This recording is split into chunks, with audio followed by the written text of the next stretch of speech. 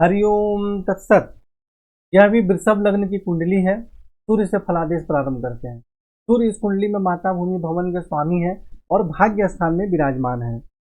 और लेकिन यहाँ पर एक बात और भी है कि इस पर केतु की दृष्टि भी है। सूर्य नवम भाव में विराजमान है शनि के घर में और इस पर केतु की दृष्टि है, जिसके कारण भाग्य की उन्नति में कठिनाई एवं परेशानियों का सामना करना पड़ता है।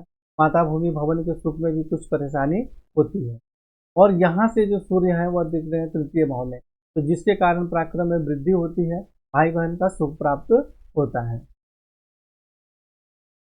चंद्रमा इस कुंडली में तृतीय भाव के स्वामी है और लग्न में विराजमान है, उच्च राशि में विराजमान। ऐसे व्यक्ति पराक्रम में वृद्धि होती है, परिश्रमी होते हैं, हिम्मती होते हैं, शारीरिक स्वास्थ्य सौंदर्य जीवन की उन्नति में सफलता प्राप्त होती है। परंतु यहाँ केतु इसके साथ विराजमान है और राहु की भी दृष्टि है। हालांकि इन दोनों में डिग्री में बहुत ज्यादा अंतर है। चंद्रमा 2 अंश के हैं तो राहु 18 अंश के हैं, तो बहुत ज्यादा प्रभाव नहीं रहेगा, लेकिन प्रभाव रहेगा जरूर। तो इसलिए इस पर ध्यान देना जरूरी है। तो चंद्रमा को जब राहु केतु पीड़ित करेंगे तो जो लाभ है उनमें परेशानी एवं कठिनाई होगी और मानसिक परेशानी भी होने की संभावना रहती है। चंद्रमा का आप मंत्र जाप करें, सफेद चंदन का तिलक लगाएं, माता की सेवा करें, उनसे अच्छा व्यवहार करें, राहु केतु से संबंधित दान एवं उपाय करें। मंगल इस कुंडली में सप्तम भाव के स्वामी है और द्वादश भाव के स्वामी है और चतुर्थ भाव में विराजमान है। और मंगल यहाँ पर किसी ग्रह से पीड़ित नहीं है, तो जिसके कारण माता भूमि भवन वाहन का सुख प्राप्त होता है, दैनिक रोजगार में सफलता प्राप्त होती है, बाहरी स्थानों के संपर्क से भी जीवन में उन्नति होती है, क्योंकि विदेश के भी स्वामी है मंगल।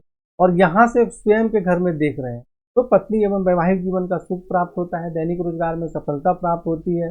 परंतु मंगल एक उग्र स्वभाव के ग्रह है और खुद के ही घर में देख रहे हैं, तो जिसके कारण स्वभाव उग्र के कारण पत्नी से जो है मतभेद भी होता है। कि अग्नि तत्व ग्रह है तो वैवाहिक जीवन का सुख भी प्राप्त होता है, लेकिन वैवाहिक जीवन में परेशानी भी होती है। और यहाँ से मंगल देख रहे हैं दसम भाव में, तो जिसके कारण पिता राज्य रोजगार के क्षेत्र में कठिनाई एवं परेशानियों का सामना करना पड़ता है। और एकादश भाव में देखते हैं तो आमदनी के क्षेत्र में सफलता प्राप्त होती है। तो यहाँ मंगल को आपको बिल्कुल भी प्रबल नहीं करना है, इससे संबंधित जो आपको उपाय बताए गए वही उपाय करना है। बुध इस कुंडली में धन एवं कुटुंब के स्वामी है और विद्या बुद्धि संतान के स्वामी है, भाग्य स्थान में बैठे हैं, 14 अंश के हैं। लेकिन यहाँ देखिए सूर्य 18 अंश के हैं और बुध 14 अंश के हैं, दोनों में ज्यादा अंतर नहीं है, इसलिए बुध को यहाँ पे अस्त माना जाएगा।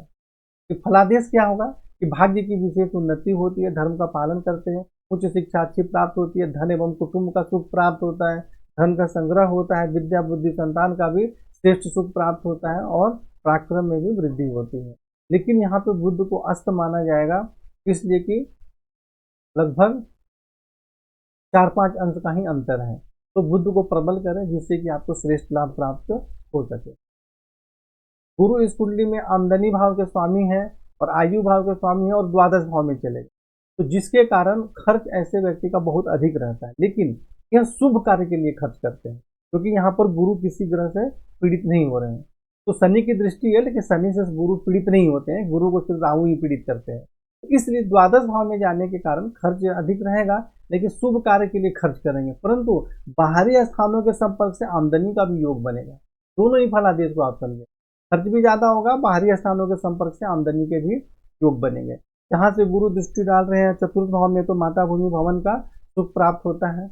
यहाँ दृष्टि डालने के कारण नौकरी के क्षेत्र में सफलता प्राप्त होती है, आप अपने खर्च एवं धन के माध्यम से चतुर्थ पक्ष पर प्रभाव स्थापित करने का प्रयत्न करते हैं। और स्वयं के घर में देख रहे हैं तो आयु में वृद्धि होती है और ऐसे व्यक्ति किसी प्रकार के विशेष गुप्त ज्ञान या रिसर्च, इन सब क्षेत्रों में भी बहुत अच्छी सफलता प्राप्त होती है।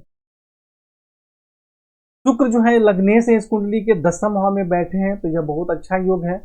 पिता राज रोजगार का सुख प्राप्त होता है, दैनिक रोजगार में सफलता प्राप्त होती है, शारीरिक स्वास्थ्य सौंदर्य सम्मान एवं प्रतिष्ठा में वृद्धि होती है।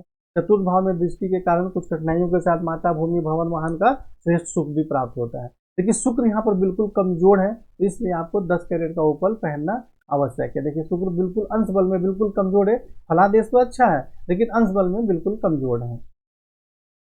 शनि जो है इस कुंडली में राजयोग कारक ग्रह होते हैं और षष्ठ भाव में उच्च राशि में बैठे हैं, तो जिसके कारण उच्च राशि में बैठे हैं, लेकिन कहा षष्ठ भाव में रोग एवं शत्रु के घर में बैठे हैं।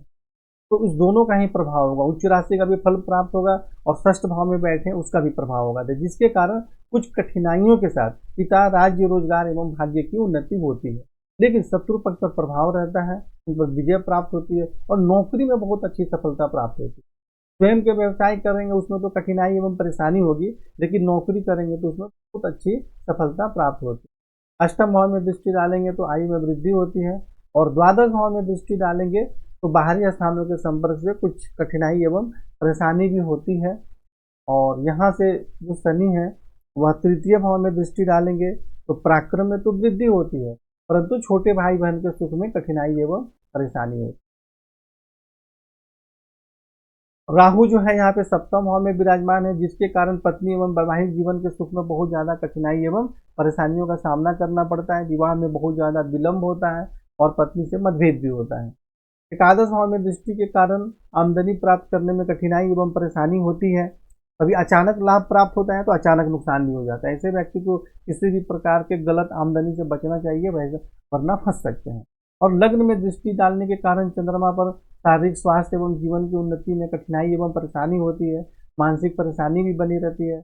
और तृतीय भाव में दृष्टि के कारण पराक्रम एवं भाई बहन के सुख में कठिनाई, परेशानी एवं मतभेद भी होता है। देखिए, भाई बहन के स्वामी को भी पीड़ित कर रहे हैं और भाई बहन के घर को भी पीड़ित कर रहे हैं, इसलिए भाई बहन से किसी भी प्रकार का विवाद नहीं करना चाहिए, वहां पे सावधान रहना चाहिए। कोई भी बात बिगड़ने वाली हो तो उसको मिलजुल कर संभाल लेना चाहिए। केतु यहाँ पे वही बात है, चंद्रमा के साथ विराजमान है, जिसके कारण स्वास्थ्य एवं उन्नति में परेशानी होती है, परेशानी होती है, चोट इत्यादि भी लगने की संभावना रहती है। पंचम भाव में दृष्टि के कारण कठिनाइयों के साथ विद्या बुद्धि संतान का सुख प्राप्त होता है। सप्तम भाव में दृष्टि डालेंगे तो पत्नी एवं वैवाहिक जीवन के सुख में कठिनाई एवं परेशानी होती है, मतभेद भी होता है और ऐसे व्यक्ति को मूत्रेंद्रिय से संबंधित या यूरिन से संबंधित बीमारी होने की बहुत ज्यादा संभावना रहती है। और यहाँ सूर्य पर दृष्टि डाल रहे हैं तो भाग्य की उन्नति में भी कठिनाइयों का सामना करना पड़ता है और माता भूमि भवन के भी सुख में कठिनाई एवं परेशानी। तो राहु और केतु से संबंधित लगातार आपको दान एवं उपाय करना है। और बाकी आपकी कुंडली में तो संपूर्ण फलादेश और उपाय बताए गए हैं, उसको देखकर समझकर उपाय करें और जीवन में आगे बढ़ें। हरि ओम तत्सत।